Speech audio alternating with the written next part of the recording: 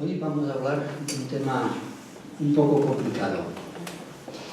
Y no complicado por su dificultad en sí, porque hemos hablado en otras conferencias de temas bastante más complejos y complicados, sino porque en los temas que hemos hablado en otras conferencias eran temas nuevos que se podían comprender o no se podían comprender. Pero era tema nuevo. Se podía aceptar o no se podía aceptar. Esto cada uno, dentro de su libertad, puede hacer lo que crea conveniente. Pero el tema que vamos a hablar hoy no es un tema nuevo. Es un tema en el que se ha escrito muchísimo, se ha discutido muchísimo. Han generado montones de guerras. Está generando actualmente montones de guerras. Es el tema de la religión. Y en ese tema todos, absolutamente todos, tenemos cantidad de prejuicios, cosas que nos han enseñado de pequeños, que hemos aceptado, que hemos rechazado, tenemos fe, no tenemos fe, montañas de cosas. Y en un cajón que está lleno de cosas, no diría trasto, lleno de cosas, es difícil meter cosas nuevas. ¿Qué es lo que debemos hacer? Pues coger el cajón, vaciar todo su contenido y poco a poco ir añadiendo cosas nuevas y de las cosas que habían en el cajón elegir las que son útiles de las que no son útiles.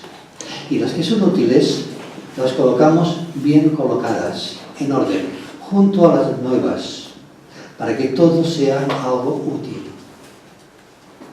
Y eso es lo que les pido que hagamos ahora. De entrada vaciamos el cajón.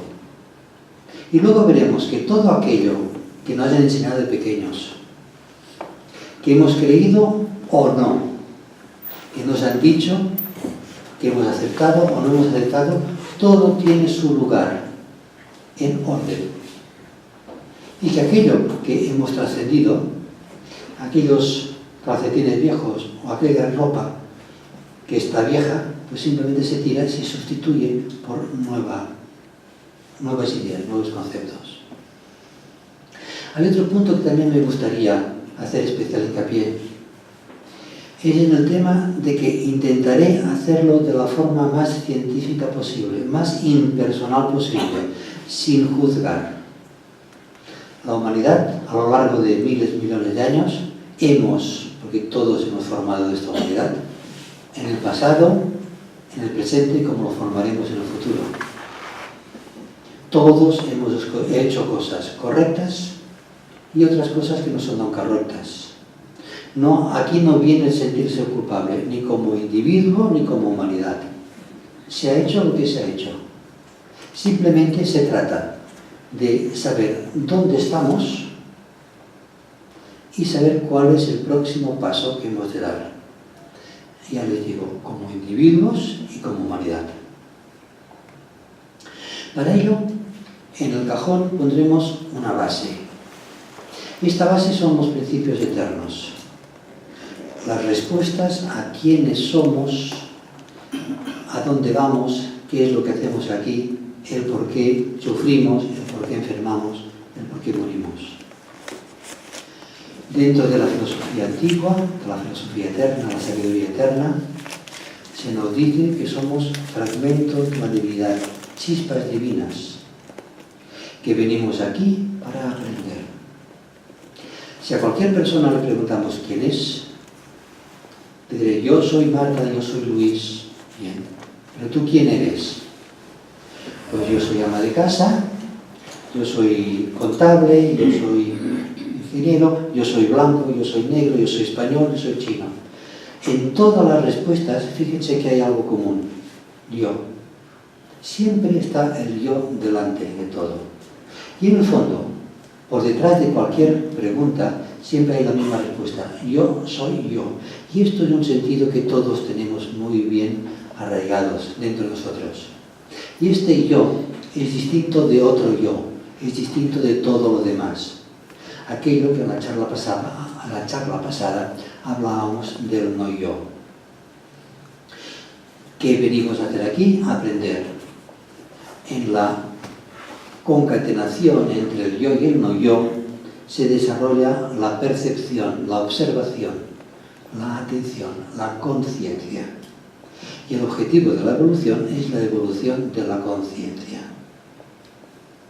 Hablamos también, y no me extenderé en este punto porque si no sería repetir la conferencia pasada, de que la conciencia va avanzando, va progresando, vamos caminando, y esta es la idea que nos da la sabiduría antigua, la idea del sendero, del caminar, de la evolución. Vamos caminando hacia estadios de conciencia cada vez más elevados. ¿Y cuál es el objetivo en este perfeccionamiento de los estadios de conciencia, de los niveles de conciencia? Alcanzar la conciencia que en las Sagradas Escrituras nos hablan de ser perfectos como el Padre Celestial es perfecto. Es un nivel de perfección que obtendremos en cuanto fusionemos nuestra conciencia con la conciencia del Padre Celestial, del Maestro en el corazón, del ser interno. Hablábamos de distintas etapas de concentración, de meditación, de contemplación o serena expectación, de iluminación y finalmente de fusión.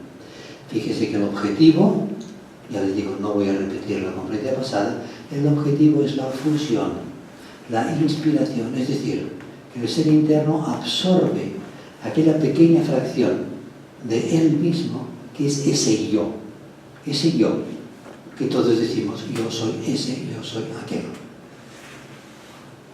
Esta fusión se le denomina también atadura, ligazón, unión. Y una unión que hubo en el principio de la manifestación, cuando el hijo pródigo todavía no había salido de casa del Padre y que ha salido a la materia para experimentar, para aprender, somos nosotros. Por lo tanto, esta fusión, esta atadura es una religar, volver a unir lo que en el inicio de la manifestación se separó, concretamente en la tercera emanación de que nos habló el otro día muy bien. Esta reatadura, religar, es la religión. Todo el objetivo de todas las religiones mayúsculas, tienen el mismo objetivo.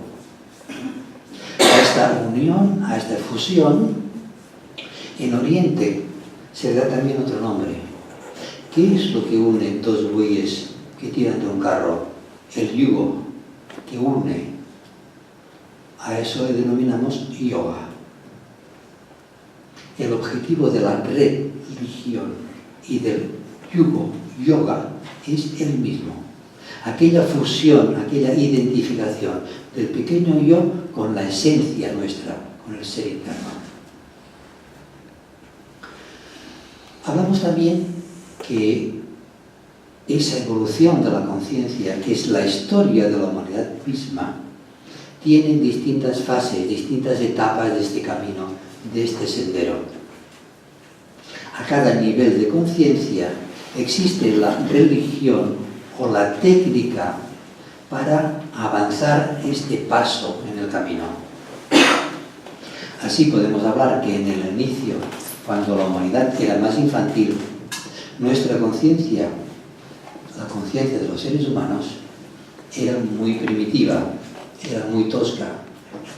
¿Qué es lo que debía hacer el ser humano? Controlar el cuerpo físico, experimentar en el plano físico, controlando la herramienta que nos permite ser conscientes del plano físico, es decir, el cuerpo físico. A esa técnica, a este yugo, a este yoga, se le denomina Hatha Yoga. Es el yoga de las posturas.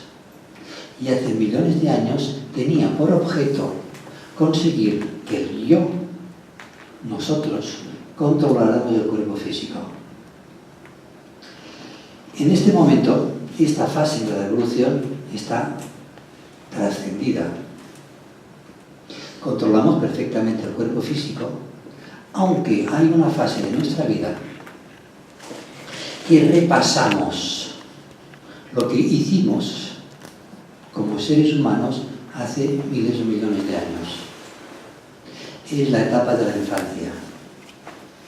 El niño, el bebé, descubre su cuerpo. El bebé aprende a controlar sus manos, sus pies, su cabeza, su mirada. El niño ya que empieza a andar no consigue estar quieto. ¿Qué está haciendo?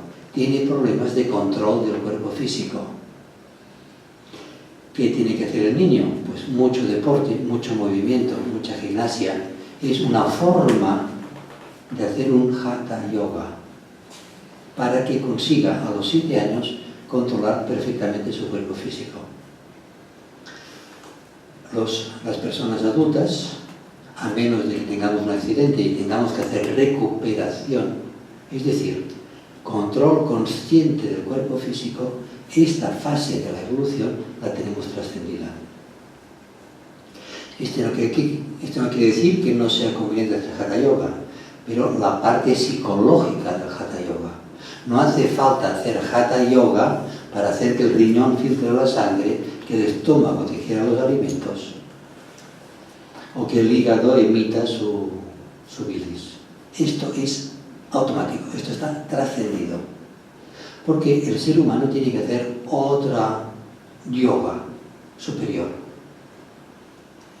El próximo yoga es el Laya Yoga. Se denomina el yoga de los centros. ¿Por qué? Porque la conexión entre el cuerpo emocional y el cuerpo físico se realiza a través de los centros etéricos y a través de los chakras. Y hacía falta en esta época de la evolución que el cuerpo emocional consiguiera expresarse a través del cuerpo físico. Y para esto los centros, especialmente el plexo solar, debería estar lo suficientemente abierto. Es la técnica, el yoga, el Laya Yoga. En este momento sería quizá un poco tonto hacer Laya Yoga, hacer técnicas de limpieza de centros, de despertar centros, especialmente los de abajo del diafragma, porque estos funcionan muy bien, porque en su día todos hicimos nuestros deberes, nuestro Laya Yoga. En la actualidad, el cuerpo físico responde perfectamente al mundo de deseos, al mundo de sentimientos, al mundo de emociones. Cuando alguien desea algo, ya se mueve para conseguirlo. No tiene problemas de activar las piernas o los brazos, lo que sea. Si yo deseo coger esta botella, no tengo ningún problema con mi cuerpo físico. Cojo la botella. Es decir, que el Laya Yoga ha hecho su función y el Hatha Yoga ha hecho su función. Nuestra conciencia en este momento está situado principalmente en nuestro cuerpo emocional, en el mundo de deseos, en el mundo de emociones. Ustedes lo verán claramente porque ¿qué es lo que impulsa el cuerpo físico? Lo que nos gusta. Huimos de lo que nos disgusta. Hacemos lo que queremos o hacemos todo lo posible para conseguir lo que queremos, lo que deseamos. La conexión emocional física funciona perfectamente. ¿Cuál es luego en esta fase de nuestra evolución, en nuestro nivel de conciencia, cuál es el yoga que hemos de realizar, cuál es la religión que hemos de utilizar? En Oriente se le denomina el Bhakti Yoga, el sendero de devoción. ¿Qué es la devoción? La transmutación de los niveles inferiores del plano emocional o astral o sensorio en los niveles superiores. La devoción, la aspiración espiritual.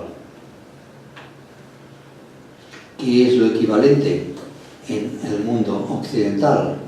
Pues la religión cristiana que todos conocemos perfectamente.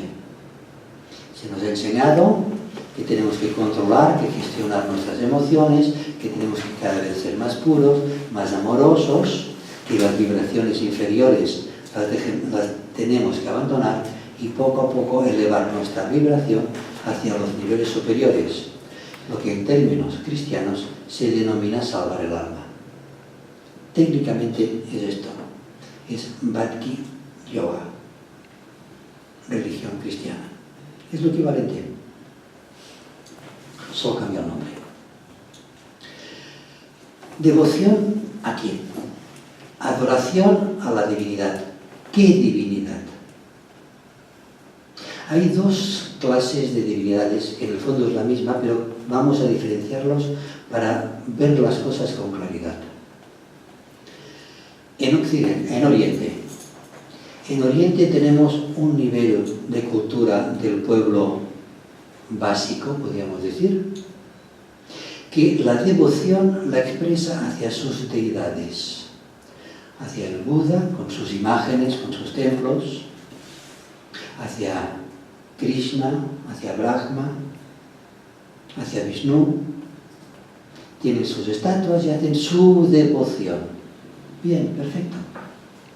Están elevando la vibración emocional, adorando las deidades. La deidad que es igual.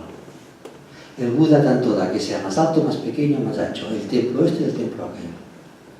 Lo equivalente en Occidente es la adoración, la devoción a la Virgen de los Desamparados, al Cristo de los que sea, es igual. Lo que importa es la actitud interna, la purificación del cuerpo emocional.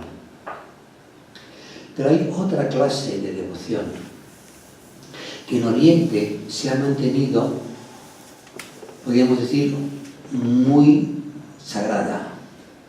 Es la devoción a Ishvara. Ishvara es el Dios interno, el Cristo en nosotros, esperanza de gloria del que hablaba San Pablo. Esa devoción la llevan a cabo ya monjes o personas más avanzadas, ya no es el pueblo. Y lo saben perfectamente que el Dios al que debemos prestar nuestra devoción es al Dios en el corazón. Hay una historia muy bonita, voy a hacer un pequeño paréntesis, historia oriental, que dice que pasó un monje montado en un burro y le preguntaron, ¿dónde vas? Y dice, estoy buscando el burro. La gente se rieron de ellos. Luego pasó otra monja así, cabizbajo, muy triste, y le preguntaron, ¿dónde vas? Me estoy buscando a mí mismo. Iba presuroso, corriendo, buscándose a sí mismo. Y evidentemente se rieron de él. Y luego hubo otro monje que iba corriendo, buscando por todas partes. Y le preguntaron, ¿dónde vas? ¿Qué buscas? Y dice, estoy buscando a Dios. Y se rieron de él. ¿Por qué? Porque buscaba a Dios fuera de él mismo, cuando en definitiva Dios está en nosotros. En nuestra religión también nos dice que el reino de los cielos está dentro de nosotros. Pero esta enseñanza del Cristo en el corazón, en Occidente, ha quedado un poco al margen. ¿Por qué? Porque la religión cristiana es la continuación o la herencia de la religión judaica.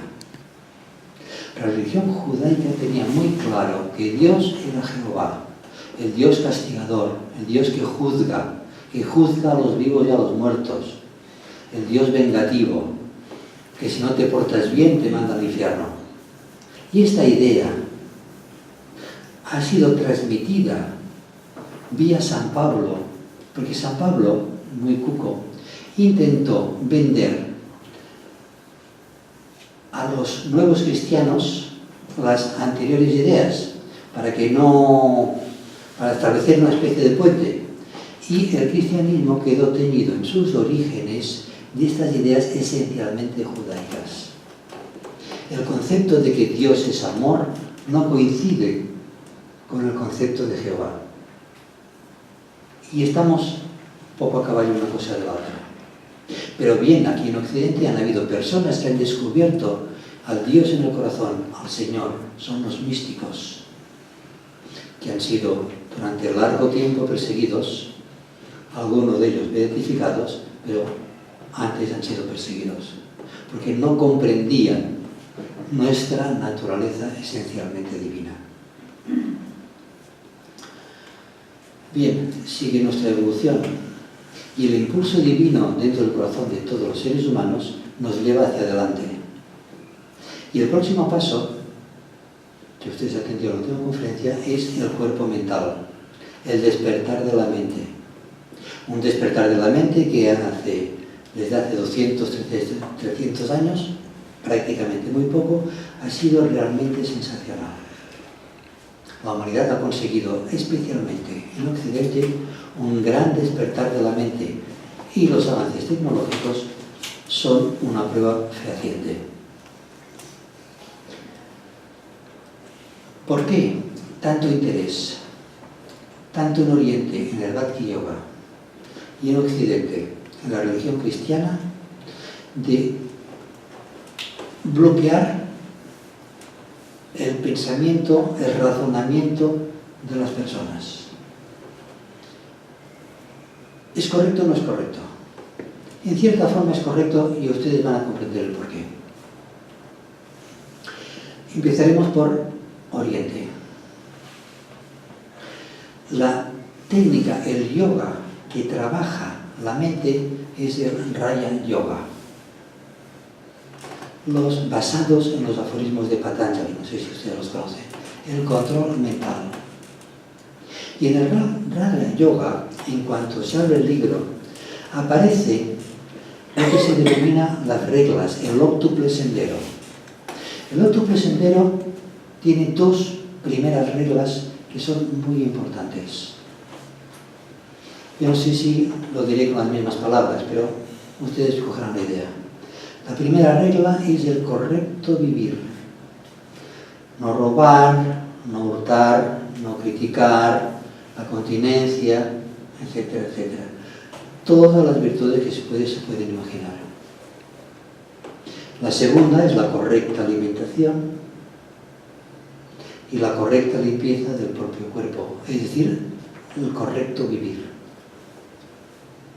Si un aspirante espiritual desea ingresar en Oriente en una escuela de Raja Yoga, tiene que cumplir a rajatabla estas dos primeras normas. ¿Por qué? Simplemente porque el yoga de la mente implica mucha fuerza, implica mucho poder. Si un discípulo consigue estos siddhis, estos poderes, mediante el control de la mente, y no posee un cuerpo emocional puro, un corazón amoroso, esta persona tiene el gran peligro de desviarse hacia el camino de la izquierda. Es decir, la mente se convierte en una barrera infranqueable en aquello que es el objetivo de la evolución, la religión, el fusionar la conciencia de la personalidad con la conciencia del alma. La mente es la barrera que Madame Blavatsky definió como el matador de lo real. Porque la mente es egoísta, la mente es separativa, con lo cual no solamente separa un ser humano de su hermano, sino que separa el ser humano, la conciencia del yo, de la personalidad, con el ser interno, es decir, exactamente lo contrario de lo que pretende la evolución. Moraleja: si la persona no tiene un corazón bondadoso, no ha aprendido la lección del amor, la fraternidad, mejor será que abandone las técnicas de control mental. De una forma paralela, ¿qué es lo que pasó en Occidente? Que es que no dio el Cristo esta sabiduría del Raja Yoga, del control mental. Sí la dio, pero no la dio para todo el mundo, porque dijo que hay enseñanzas que se transmiten de boca a oído, que no deben ser divulgadas, hasta que llegará un día en que se predicarán desde lo alto de las azoteas. Bien, este día ha llegado. La humanidad ha despertado intelectualmente, especialmente aquí en Occidente. Estos conocimientos se están dando, pero la pregunta es, ¿todo el mundo que recibe estos conocimientos, esas técnicas, leen estos libros de autoayuda, de que tú eres fantástico, tú eres maravilloso, tú lo puedes todo, realmente tienen el corazón amoroso? ¿Tienen el cuerpo emocional lo suficientemente puro para no desviarse por el camino del egoísmo, por la magia negra? Y esta es la gran pregunta. Y aquí hay un flujo de enseñanzas, porque la humanidad es una, el mundo está globalizado, entre Oriente y Occidente. Oriente, especialmente las masas, tiene un problema de despertar intelectual, o casi podría decir lo tenía, cuando el maestro tibetano, maestro de Kap, hablaba de este problema hace ya unos 70 años, 60, 70 años. En esos 70 años, Oriente ha despertado mucho intelectualmente. El problema que tenía Oriente, estoy hablando de 60 años atrás, es que aquellas ideas correctas de devoción, de corazón amoroso, tenían que ser impulsadas por la mente para hacer el puente, el yoga, para conseguir lo que denomina el Bhagavad Gita, conseguir el objetivo del yoga, de la unión. Esto es lo que debía hacer. Occidente el problema es distinto. Occidente el problema ha despertado intelectualmente. Lo único que hace falta es que esta mente tenga correctos valores. Y estos correctos valores es lo que Oriente debería haber enseñado a Occidente. ¿Qué han enseñado los gurús que han venido de Oriente hacia Occidente? Parar la mente. Ponerse delante de una pared y no pensar. Como si una mente iluminada se consiguiera anulando la mente. Se trata de anular el flujo de pensamientos, no la mente. La mente, dirigida correctamente con correctos valores, es el nexo, el puente de unión, el yoga, el yugo. ¿Qué ha sucedido? Occidente ha despertado intelectualmente a Oriente. Y Oriente, en su mayor parte, ha perdido los valores que tenía, con lo cual tampoco hemos conseguido lo que se pretendía. Hay dos partes, dos ramas. La inteligencia, el despertar de la mente de Occidente, que debe absorber la sabiduría de Oriente y redirigir su mente hacia el ser interno, hacia el Ishvara, hacia el Cristo en nuestro corazón. Y Occidente despertar intelectualmente, como lo está haciendo, pero sin perder sus valores. Ahí está el problema que está enfrentando la humanidad en este momento. Es un problema de valores, es un problema de sabiduría, es un problema de comprensión de lo que es realmente el ser humano. ¿Cuáles son los valores que, instruidos la humanidad de forma correcta, establecerán lo que es esta nueva religión para toda la humanidad, esta nueva religión mundial? En primer lugar, tenemos el valor de la existencia de Dios. Ustedes me dirán, sí, bueno, aquí en Occidente hay mucha gente que cree en Dios y mucha gente que no cree en Dios, que es atea, en Oriente también, y bueno, no se trata de eso. Se trata de presentar a la humanidad un concepto correcto de qué es Dios. Una expresión que habla Bhagavad Gita de compenetro todo el universo con un fragmento de mí mismo y no obstante yo permanezco. Aquí tenemos claramente las dos facetas de Dios. El yo permanezco es el Dios trascendente. El Dios que compenetra todo su universo es el Dios inmanente, el Dios en nuestro corazón. ¿Cómo podemos comprender esta idea? Vamos a hacer una analogía. Hemos dicho antes que tenemos muy claro que yo soy yo, y eso lo tiene todo el mundo claro. Este yo es el pequeño Dios trascendente de este pequeño microcosmos que es una persona. Es el yo trascendente, el yo que observa, el yo que experimenta, el yo que se relaciona. Es el yo trascendente. Pero este yo, cuya energía es vida, a través de la sangre compenetra de vida cualquier célula de nuestro cuerpo. Si ustedes me preguntan, ¿dónde estás tú? Yo puedo decir aquí, en una sala en Amigos de la India. Perfecto. ¿Pero dónde? Ah, no, yo estoy aquí. ¿Pero dónde? Yo estoy aquí, yo estoy aquí, yo estoy aquí, yo estoy aquí. Es decir, mi yo está compenetrando la totalidad de mi cuerpo físico. Está dando su energía, su vida, su vibración a los miles de millones de células que componen mi cuerpo físico.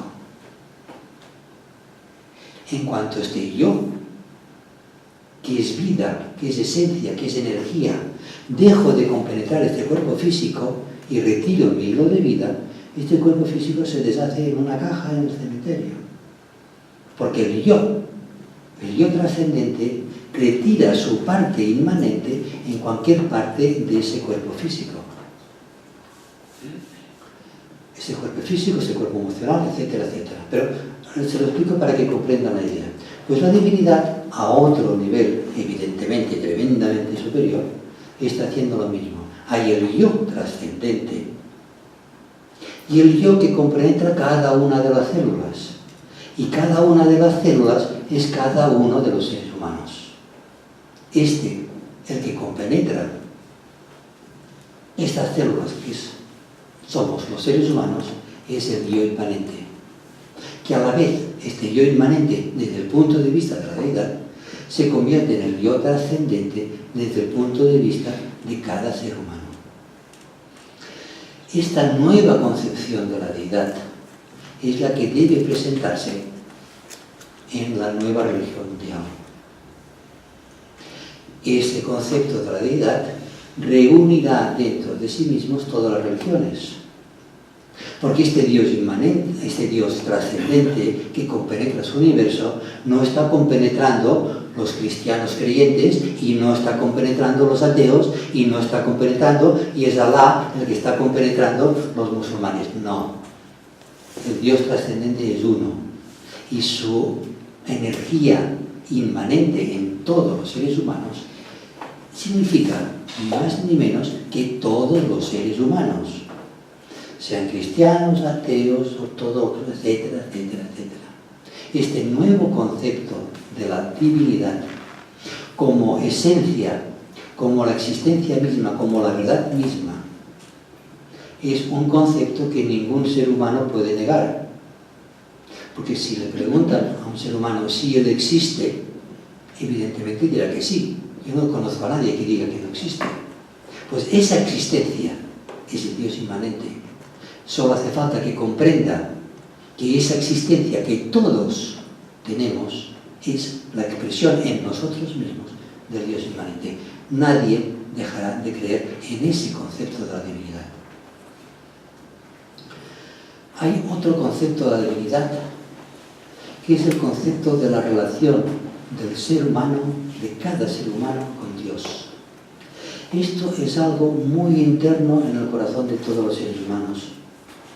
Por cuanto ya en los orígenes de la humanidad, pues adoraban el sol, adoraban la luna, adoraban el dios de la cosecha, el dios de no sé qué, el dios de no sé cuánto.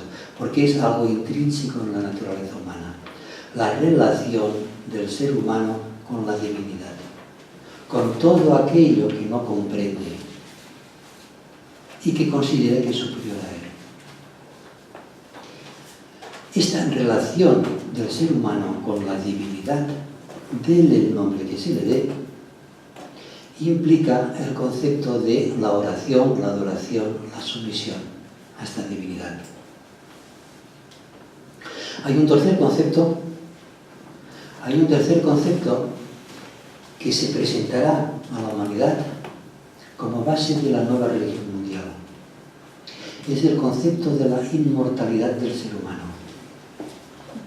Esto también es algo que es inherente a la conciencia humana. Todos estamos buscando la inmortalidad. En los antiguos, pues los fallecidos los mantenían allí en la cabaña porque pensaban que seguían estando allí. En el concepto de la religión occidental han inventado un alma que es eterna, parece muy bien, y que luego al final de los días resucitaremos. Estos son disquisiciones de los teólogos para dar respuesta a este sentido interno de la inmortalidad del ser humano que todos tenemos metido dentro y que nos provoca un rechazo la idea de que un día nos van a meter en una caja y desapareceremos de la existencia. Esto es algo que no aceptamos.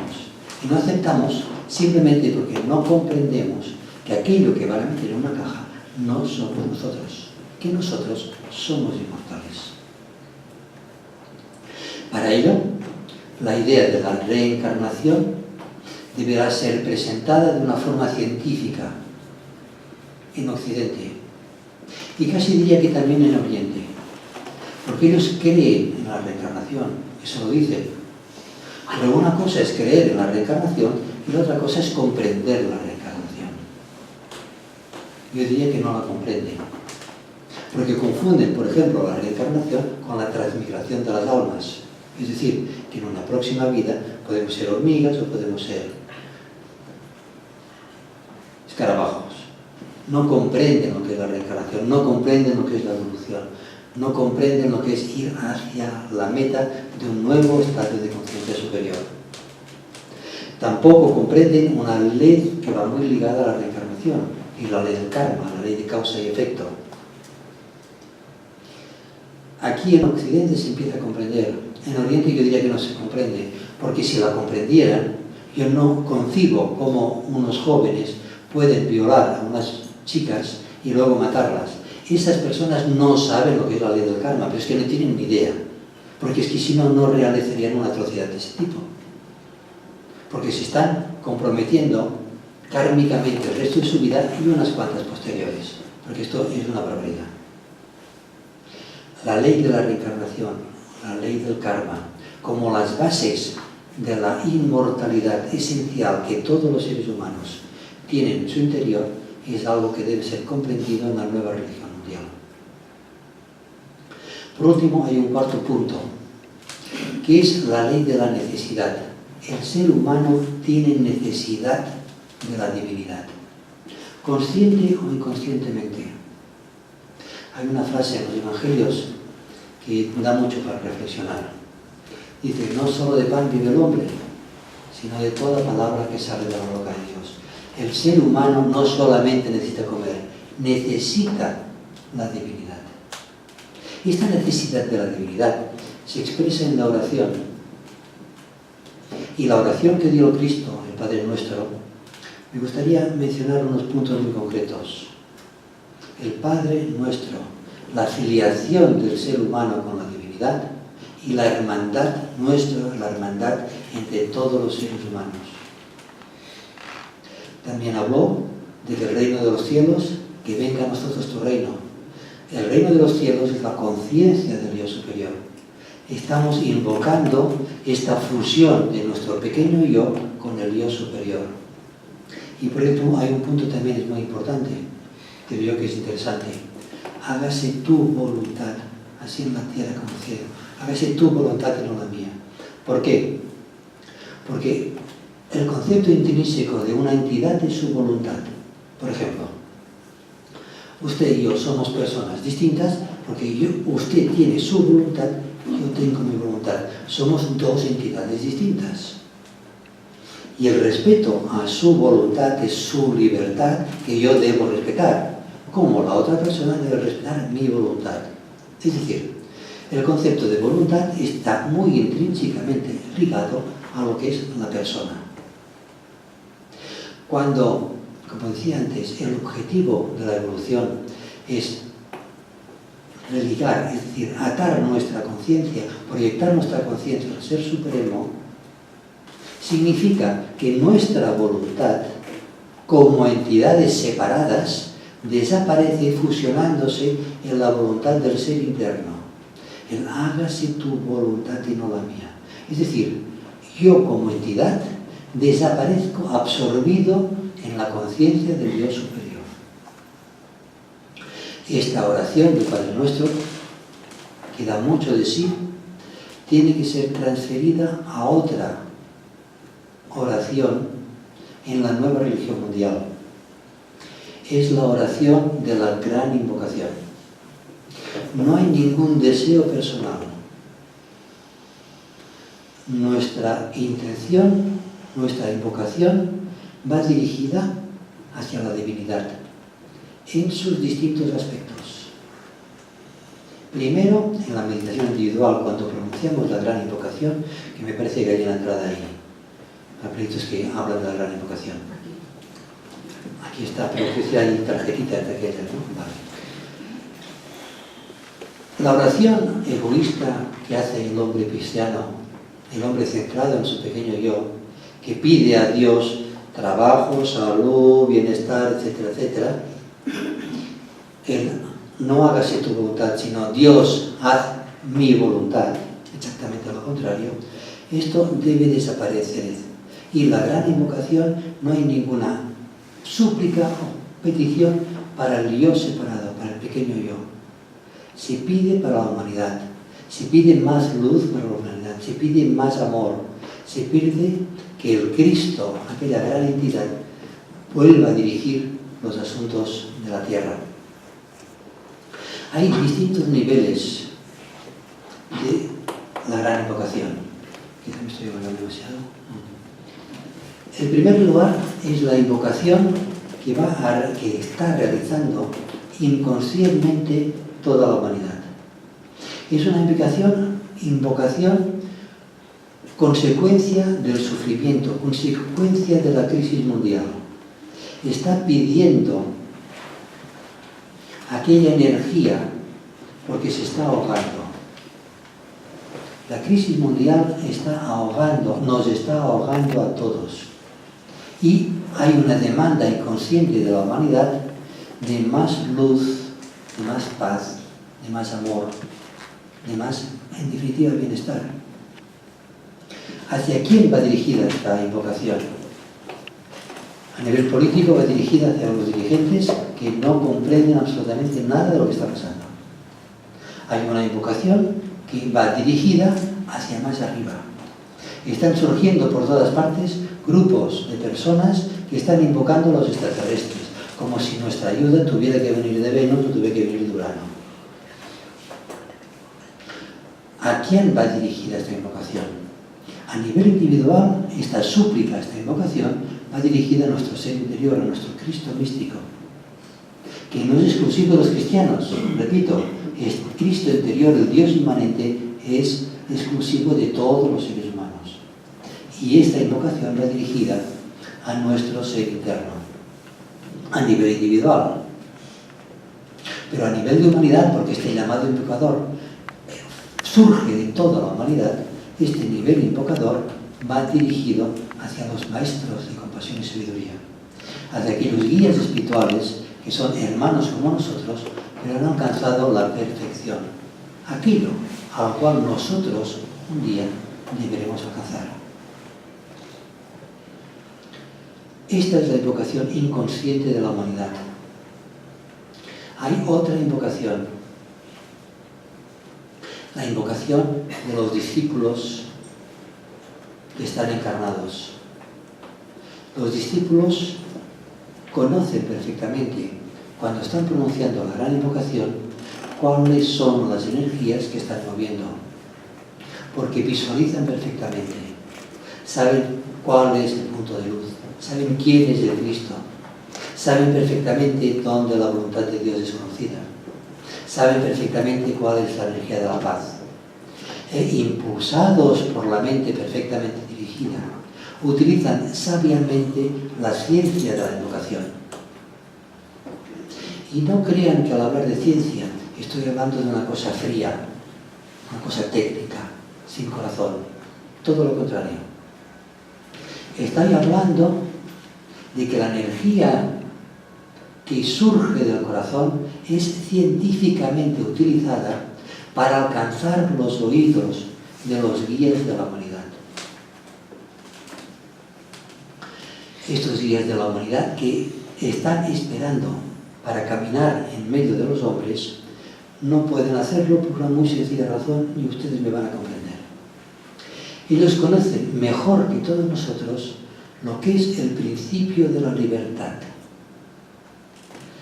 La jerarquía planetaria se exteriorizará a caminar en medio de los hombres en cuanto los seres humanos invoquen, pidan, soliciten, porque la forma de dar permiso a que estas entidades dirijan los asuntos de la humanidad es esa invocación. Si el Cristo apareciera en este momento e imponiera su voluntad a los seres humanos, infringiría el principio de la libertad.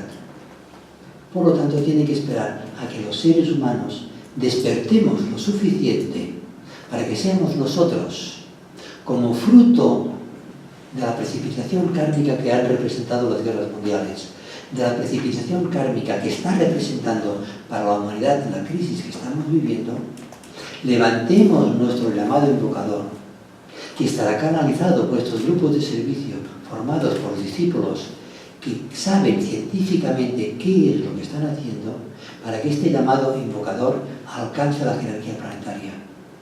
Incluso más allá, porque ellos canalizarán el llamado hacia tres grandes entidades cósmicas. Una de ellas son las fuerzas de la luz. La segunda entidad, y no me extiendo demasiado porque me estoy alargando mucho, la otra entidad es el espíritu de la paz. Aquella entidad que el Cristo mismo se está preparando para poder canalizar, para poder encarnar, como hace 2000 años encarnó las energías de una gran entidad que denominamos el Cristo cósmico. No entraré en detalles.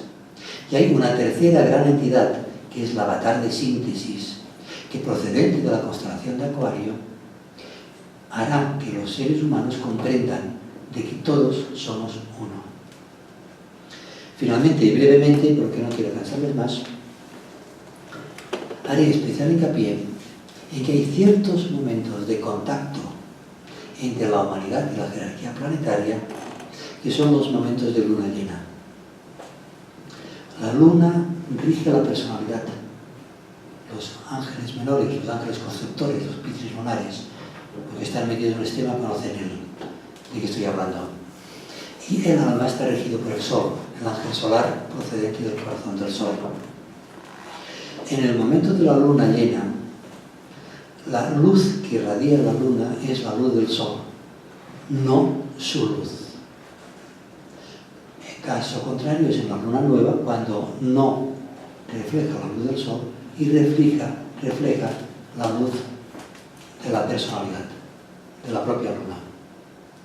La nueva religión mundial utilizará estos grupos de discípulos entrenados para que canalicen la energía procedente del sol y reflejada en la luna llena, para que despierten la humanidad hacia los nuevos valores.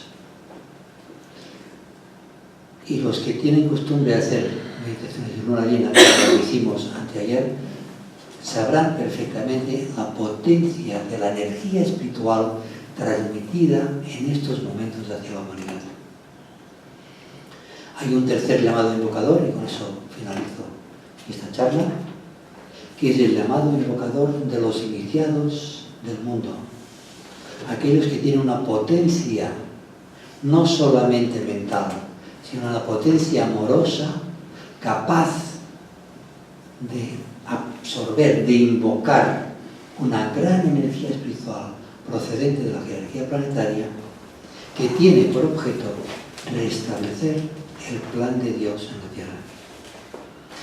Solamente les quiero hacer una petición. Aquella frase que dice, pedid al Señor de que mande más obreros a la mies. Hacen falta obreros a la mies.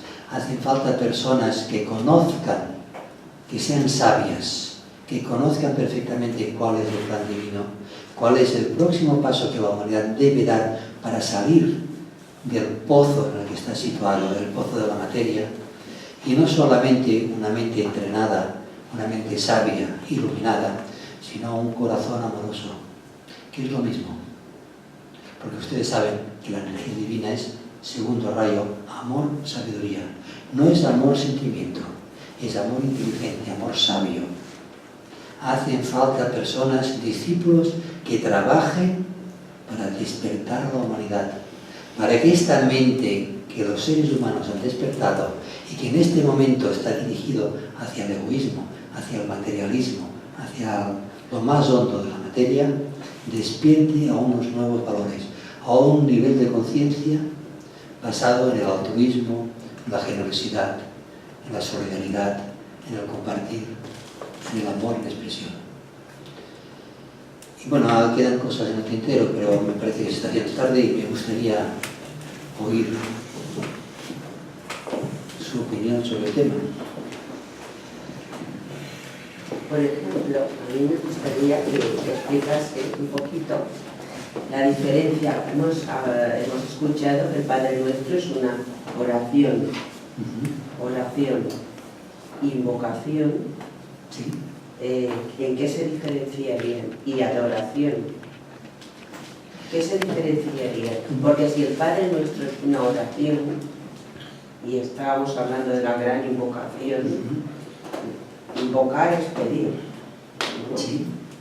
El Padre Nuestro, muchas personas pues lo utilizamos también a veces para pedir. Sí. Entonces, ¿qué diferencia habría entre una oración y una invocación? Perfecto. La diferencia esencial entre una oración y una invocación es la actitud, de dónde surge dentro del ser humano. La oración es básicamente la invocación, como usted muy bien dice, pero que surge de la parte emocional de la persona. Es una necesidad psicológica, de un sentimiento, de una necesidad psicológica.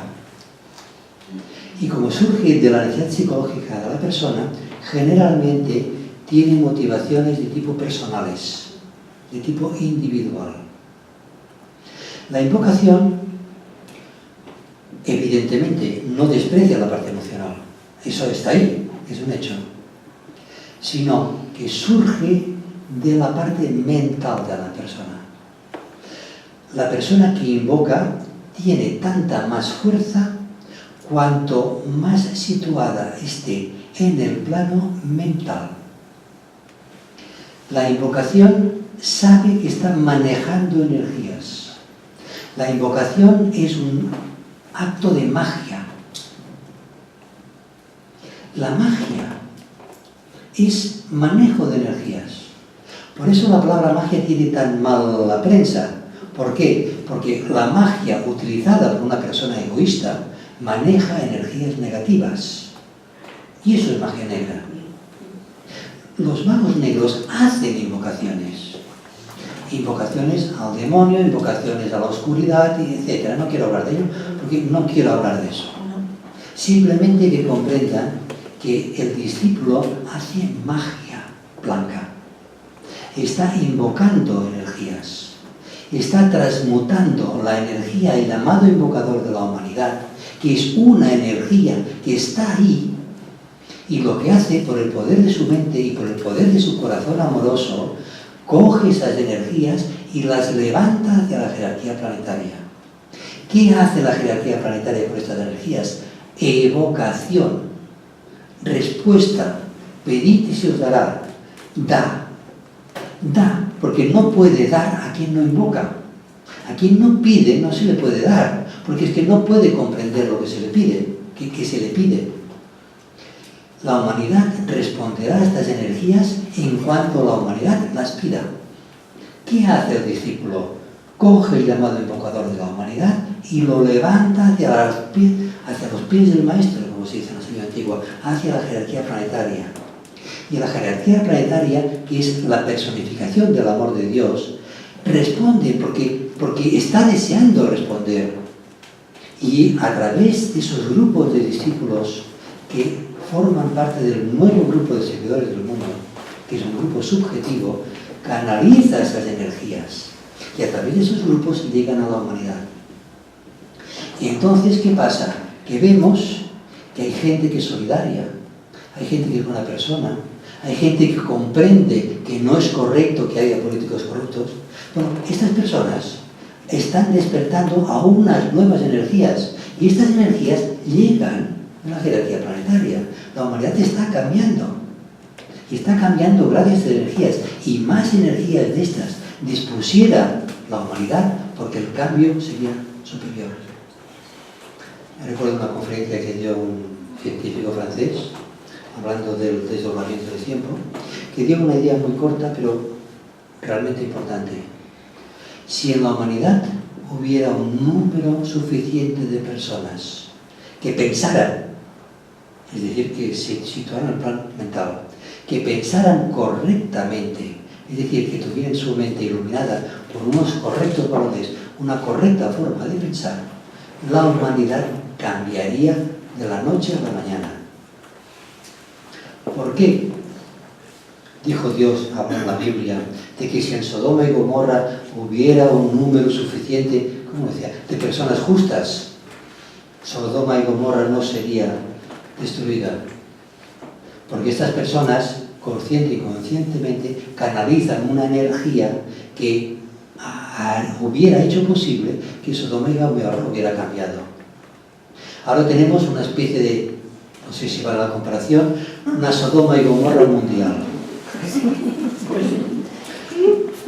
Ayer o anteayer había una noticia que en Nicaragua matan 20 personas diariamente, son 7.000 y pico de personas. Madre mía, ¿en qué planeta vivimos? ¿Qué es lo que ha hecho las religiones? Las religiones, no personalizo, custodias del amor divino, que deberían haber establecido la expresión del amor de Dios. ¿Dónde está el amor de Dios? Hay personas, hay bellísimas personas, y hay muchas, pues deberían haber más. Si las predicciones dicen de que en el 2012, en el diciembre de 2012, el globos planetario se hartaría de la humanidad y la barrería, y no ha pasado, es porque Él ve que la humanidad está despertando. Y no pasará siempre y cuando nosotros, tan solo nosotros, la humanidad, cumplamos nuestra parte en el plan divino. Es decir, despertar a la humanidad, canalizar estas energías, difundir la sabiduría antigua, que es la base para que la jerarquía planetaria pueda reaparecer en el planeta. No sé si me he explicado.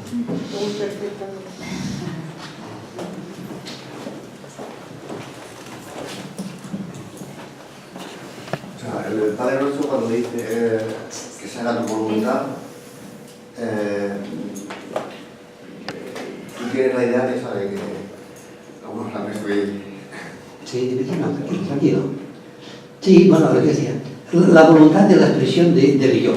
Tú cedes a esa resistencia que tienes de dejar que todo fluya como tiene que venir, ¿no?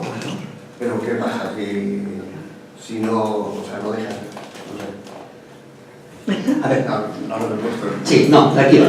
Te cojo la idea. A ver, en la civilización normal, en el capitalismo, todo se hace buscando resultados. ¿Qué significa buscar resultados? Significa que yo hago algo porque quiero, porque es mi voluntad conseguir determinadas cosas. ¿De qué nos habla la Bhagavad Gita? De que hay que hacer las cosas porque hay que hacerlas. Los resultados, si las cosas se hacen bien hechas, los resultados serán los correctos. Hay una frase que me invita que dice: el sacrificio hace caer la lluvia. Esa frase tiene muchas amigas y reflexionan mucho de ella. ¿Qué significa el sacrificio? Sacrificio no es pasar Roma. Sacrificio es sacros ficere, hacer que tu acción sea sagrada, que ofreces tu acción a la divinidad. Esto es el sacrificio. Que hace caer la lluvia es la que riega los campos, la que da los frutos. Si tú haces lo correcto, lo sagrado, el campo, el reino vegetal, dará lo que tiene que dar. ¿Qué hacemos? Nosotros, nuestra actividad la hacemos para conseguir unos resultados. Y comete lo que la Sagrada Gita comete, el pecado de comer los alimentos destinados al sacrificio. Cuando en definitiva deberíamos comer los alimentos restos del sacrificio. Es distinto. Es un problema de actitud. Es un problema de voluntad. Nos enseñan de pequeño, hay que poner voluntad en las cosas. La voluntad es la expresión del pequeño yo. Si somos más sabios y comprendemos que este pequeño yo debe religarse, atarse, contactar y fusionarse con el yo superior, es ofrecer, no los alimentos de la mesa, que bendecimos los alimentos al Señor, todo está muy bien, es ofrecer nuestra existencia, nuestra vida, nuestro yo. Cuando Cristo le explicó a Nicodemo de que debíamos morir para nacer de nuevo, Nicodemo no lo comprendió. Y los de su época tampoco lo comprendieron. Por esto lo mataron. Y luego lo adoraron. 2000 y pico de años después, seguimos sin comprenderlo. Y lo adoramos. Pero es que él no quería ni que lo mataran ni que lo adoraran. Él simplemente quería que lo comprendieran. Y es lo único que no hacemos.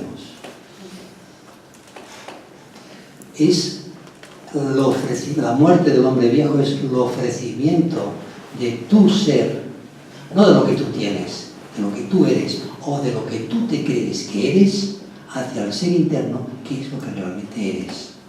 Aquel que está más cerca, como dicen los Vedas, más cerca de las manos y los pies. Incluso dice, aquel que está más cerca de ti que ti mismo. Porque somos nosotros a un nivel de conciencia superior.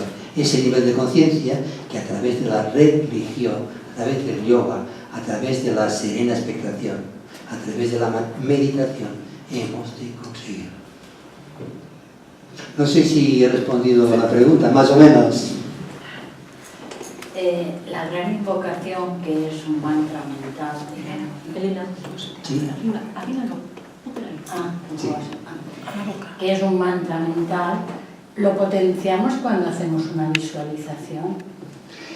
Es que el poder de la mente se basa en la visualización, en la construcción de formas mentales mediante la visualización. Como dice el maestro, la imaginación creadora. Las formas mentales, los pensamientos, son cosas. Cosas que nosotros construimos cuando pensamos. Pero cuando pensamos, no cuando somos pensados. Hay una relación muy grande entre la parte emocional y la parte mental. Y digo, es que mi cabeza no para.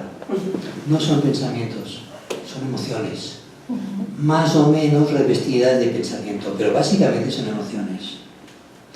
Cuando el mago blanco, el discípulo, hace la gran invocación con pleno propósito, con plena intención, fíjese que en castellano decimos que, que las fuerzas de la luz, que el Cristo, que. El que implica voluntad. Una voluntad que en aquel momento está alineado con la voluntad de la jerarquía planetaria, con la voluntad de nuestro ser interno. La gran invocación en inglés empieza por let, el imperativo. Yo quiero que sea así. Y a través de esta voluntad dirigida por el corazón amoroso, como decía antes, nosotros construimos unas formas mentales mediante el poder de la visualización. Y estas formas mentales las revestimos de materia emocional y las precipitamos en el plano físico. Este es el proceso de la magia blanca. Perdón, es el proceso de la magia. ¿Qué es lo que hace que sea blanca? La intención, el propósito, la voluntad. Una voluntad del yo inferior que debe estar alineado con el yo superior.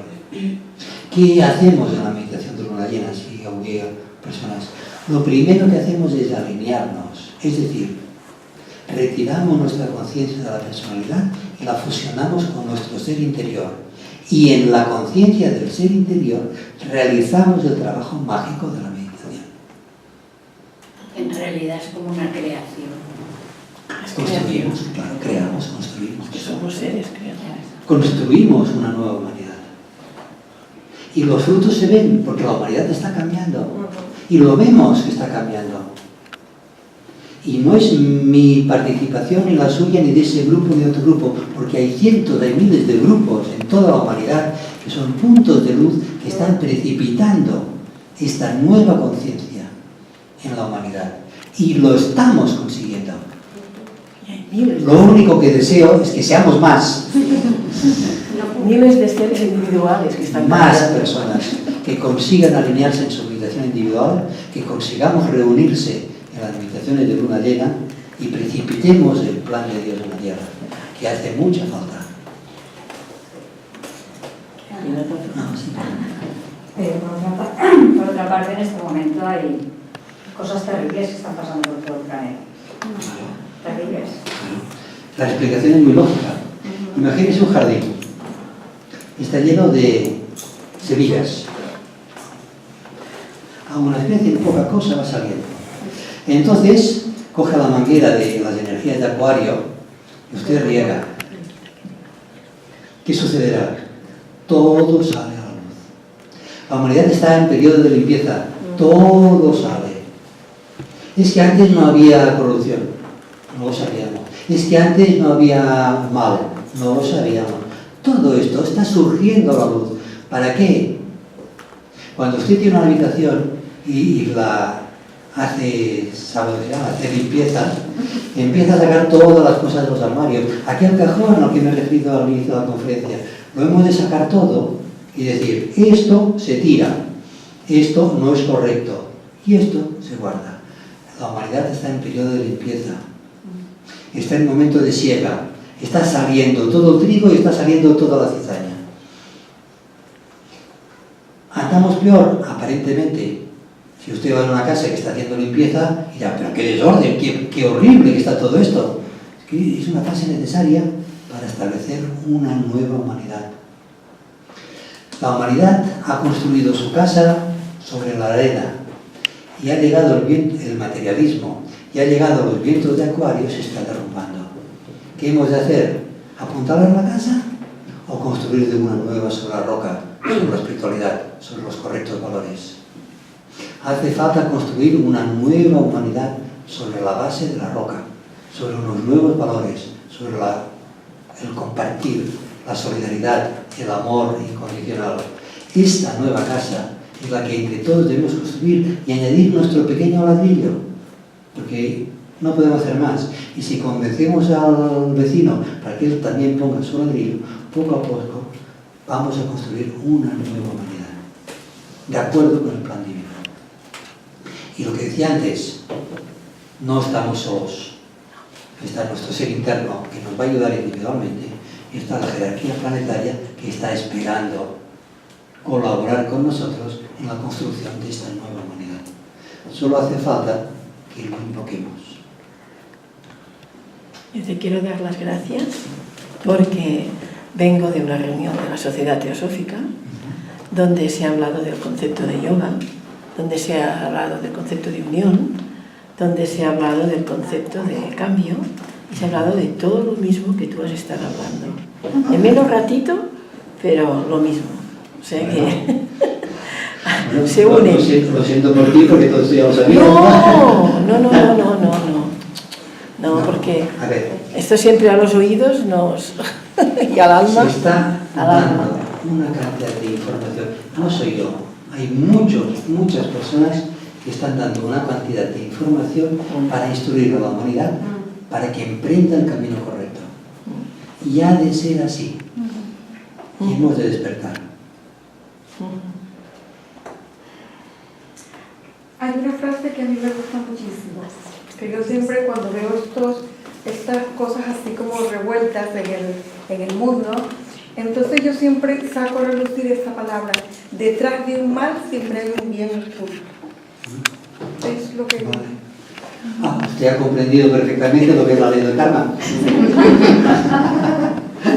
Porque cuando hay un mal, es que hay un bien que tiene que salir, pero para que salga, eso tiene que removerlo. Y cuando ya salga a la superficie, entonces viene el bien y toma posesión. El mal, o lo que nosotros creemos que es mal, es simplemente un tirón del maestro, Sí. que nos está diciendo, no te duermas, que hay que aprender algo. Si nosotros sabemos encarar aquel mal y lo sabemos encarar correctamente, aparecerá la luz. Como dice una frase de la Gran Ecuación, la Gran Ecuación tiene 3 estrofas, la que normalmente se pronuncia es la tercera, pero en la primera hay una frase, no es la Gran Ecuación, es el mantra de unidad, perdón. Hay una frase que dice que el dolor traiga la debida recompensa de luz y de amor. Otra pregunta. Sí. Si he entendido bien, has comentado que en nuestro parte occidental, para entender la inmortalidad, Sí. se tiene que demostrar científicamente. ¿Has entendido así? La pregunta es cómo se puede demostrar científicamente. Porque para mí, lo que yo entiendo, es que es a través de la comprensión, del entendimiento, pero científicamente me cuesta entenderlo. Mientras la ciencia occidental cometa el gran error de identificar al ser humano con su cuerpo físico, nunca descubrirá lo que es la reencarnación. Y no solamente no descubrirá la reencarnación, sino que se encontrará a nivel científico, a nivel religioso, a nivel social, a nivel educativo, en todos los niveles se encontrará en un callejón sin salida. Por esto ha tenido que inventar que el alma, que el cielo, que el infierno, todas estas montañas de cosas que se han inventado, porque en un principio la reencarnación estaba aceptada, no sé qué siglo era, y decidieron por unanimidad o por mayoría, no lo sé, que la reencarnación no existía. En un concilio lo dijeron que no. Un concilio de Trento. No me acuerdo de que si estaba o no me acuerdo. A partir de aquel momento, en Occidente se metieron en un callejón sin salida. ¿Por qué hay niños que nacen, se pasan 5 años sufriendo y mueren? Esto es una barbaridad. La justicia se monta 50.000 cosas para castigar a los malos. ¿Y la justicia divina qué? Es que la ley del karma qué. Bueno, pero este se ha muerto sin pagarlo. Bueno, ya lo pagará. Es que hay tantísimas cosas que si negamos la ley de la reencarnación y negamos la ley del karma, son incomprensibles. Pero entonces es por razonamiento. Por razonamiento. En el momento, bueno, hacen regresiones, pero es que las regresiones, si no vas a nivel de alma, no sabes lo que pasa. Es que es lógico. ¿Qué es lo primero que descubrirán los científicos? Que han descubierto que hay personas que se mueren en el quirófano y luego vuelven. Esto lo hablé en una conferencia. Simplemente que están en su cuerpo etérico y luego entran de nuevo en conciencia. ¿Esto demuestra la inmortalidad? No, esto demuestra que hay algo después de la muerte. Pero a partir de aquí, ¿qué demuestra? Es la conciencia, la percepción de la persona, la lógica, que hace pensar que realmente es que tiene que ser así por fuerza. Es que si no, la cantidad... A ver, el científico, cuando tiene un hecho, genera unas hipótesis. Y de las hipótesis que genera, se cree la que es más lógica, más razonable. Ante el hecho de la muerte, hay unas hipótesis. Las hipótesis del que no hay nada, las hipótesis del que hay un alma que se salva, las hipótesis de los musulmanes de que hay un paraíso de caza y lo que se pinta. Todos son hipótesis, y entre estas hipótesis hay la reencarnación. ¿Qué hace el científico? Toma la hipótesis que es más razonable. cuando analiza lo que es el Big Bang del origen de la humanidad y nos venden que fue así, así, así, así, ¿acaso lo han demostrado? Evidentemente que no. Simplemente toman como cierto lo que ellos consideran que es más razonable. Si el científico o cualquier persona se identifica con el cuerpo físico, no puede comprender lo de la reencarnación. Porque cuando reencarnamos, no reencarnamos en aquel cuerpo. El cuerpo está destruido, es otro cuerpo. Nivel vibratorio parecido, más evolucionado, etcétera, etcétera. En cuanto el científico comprenda que él no es el coche que va al desguace, sino que es el conductor, que cuando ha tirado un coche al desguace se compra otro más grande, más potente, más bonito, en cuanto identifique su conciencia en el yo, descubrirá lo que es la reencarnación. Ya saben los científicos de que no somos el cuerpo físico, o por lo menos lo barruntan. Porque cuando hay una persona que en el quirófano ve desde lo alto del quirófano cómo están manipulando su cuerpo físico, evidentemente el yo no está allá. Hay un yo que está independiente del cuerpo físico. Es un primer paso. Y los científicos cuánticos, ¿no? Claro. Es la puerta que se abre al mundo científico para Pero que sepan que somos yo el pienso que los científicos, más que basarse en hipótesis, lo que se basan es en comprobaciones. Es la consecuencia de la hipótesis. Claro. Ellos plantean una hipótesis, y luego van haciendo modificaciones y van viendo hasta qué punto aquella hipótesis se realiza o no se realiza. Por ejemplo, un hecho muy claro, se le estropea su televisor, viene el técnico y dice, esto será el amplificador de frecuencia intermedia. Cambie conmigo. Ah, pues no, aquella hipótesis no es. Ah, quizás sea el conector del tubo de radio catódico, vamos a probarlo. Ah, no. Es el método de prueba y error, de hipótesis, verificación de hipótesis, hasta que encuentra decir, ah, quizás este cable es algo. Sí, aquella hipótesis funciona. Siempre el método científico es hipótesis, verificación de hipótesis y comprobación de resultados. Es el método científico.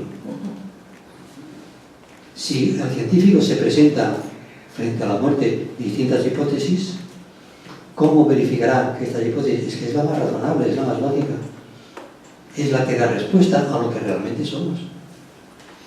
Si no, si solamente somos cuerpo físico, ¿por qué un delincuente lo condena a la muerte? Si es el cuerpo físico, él no tiene ninguna culpa.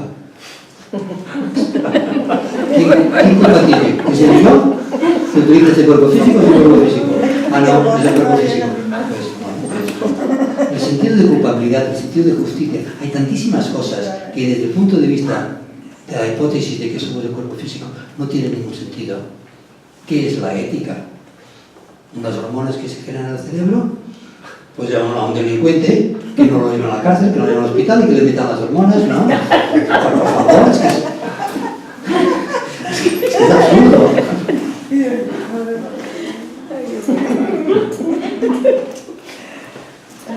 Bueno, no sé si hay alguna pregunta más. No, muchas gracias, me ha encantado. Sí. ¿Me he podido explicar bien? Sí. El tema es complejo. Más que nada el problema de ese tema es que todos tenemos tantos prejuicios que hace falta hacer un reset para poder comprender lo que es la síntesis de toda la religión. Y no tener miedo para expresarlo, para vivir lo que estamos cambiando en nosotros. Es curioso cómo ha cambiado la humanidad de Mucho. 30 años atrás. Esto no podíamos expresar porque te mandaban al manicomio. Claro. Efectos. Muy tanto. El tiempo te da gana. O aquello que se decía, ¿por qué Dios permite esto? Claro. Sin saber que éramos nosotros los que estamos. O sea, aún se dice. Y el real ¿Y por qué yo? el conflicto que hay entre la justicia divina y la misericordia divina. Porque si una persona es misericordioso, no es justo. Y si es justo, no es misericordioso. ¿Cómo se compaginan estas dos cosas? Y yo doy las gracias por las ideas optimistas, entre comillas, porque a veces yo soy una persona muy optimista en el sentido de que tengo la sensación que el mundo va mejor. No sé qué me han dicho, a veces me dicen que soy una idealista. Pues me ha gustado mucho que en cierta manera das un mensaje de esperanza. Sí, yo Yo pienso que la necesitamos. hay una cosa que hablábamos el otro día con unos amigos y decimos, bueno, pues si el mundo va tan mal, ¿por qué si luego los planetarios, si Dios no hace un diluvio universal a lo Atlántida y nos barre a todos? Saturno. No lo está haciendo. La jerarquía planetaria está ahí, trabajando, impulsando. Ellos algo ven, porque si tiraran la toalla no estarían aquí. Pero si ellos, que son sabios, que ven la humanidad despertar la luz en la cabeza de los seres humanos, siguen trabajando y siguen luchando, ¿qué podemos hacer nosotros? Pues apoyarles, porque vamos bien. Lo que pasa es que estamos en limpieza. Hay una gran examen, podríamos decir, una gran línea de separación entre lo que es trigo y lo que es cizaña. Antes habían lo que se decían los tibios de corazón. Hay muchísimas personas que eran, bueno, más o menos. Eran egoístas, pero no mucho. Eran bondadosos, pero no mucho. Era tal, pero nada era mucho. Ahora es un momento de definirse. Los que están con Cristo y quien no está conmigo está contra mí. Es un momento de definirse. Y para esto están las crisis, para que la gente se defina. Y los que son blancos, que sean blancos. Y los que son negros, que sean blancos.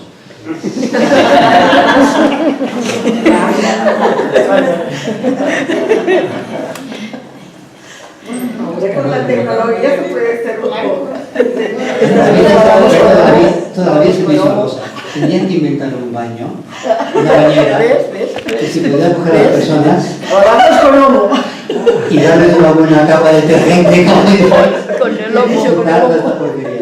No es tan Diga, los tibios de corazón, Dios los arroja del paraíso. Los tibios. Aún mucha gente tibia de corazón. Cada vez hay más personas que responden. Sí. Es fantástico ver esos programas, las maratones y la solidaridad, la buena voluntad de la gente. A la gente no le podemos pedir elucubraciones filosóficas, porque, bueno, cada uno está donde está. Lo que le podemos pedir es buena voluntad. Le podemos pedir correctas relaciones en su vida cotidiana, en su vida normal. Esto es lo que podemos pedir. Y así sería mucho. Si así fuera en todo el planeta, desaparecerían las guerras, desaparecería la pobreza, desaparecería el hambre, desaparecería la enfermedad, el sufrimiento. Tantas cosas tenemos que barrer. Pero para llegar a barrer eso, tienes que hacer como dijiste cuando inició usted la conferencia. Saber que yo no me llamo María, ni soy ama de casa, soy oficinista. Conocerse a sí mismo y partir de ahí. Trabajar. Tenemos trabajo. ¿Lo dejamos aquí, pues? Sí, vamos a trabajar. Sí, vamos a trabajar. Si les parece, hacemos un minuto de silencio. Sí. Serían tan amables.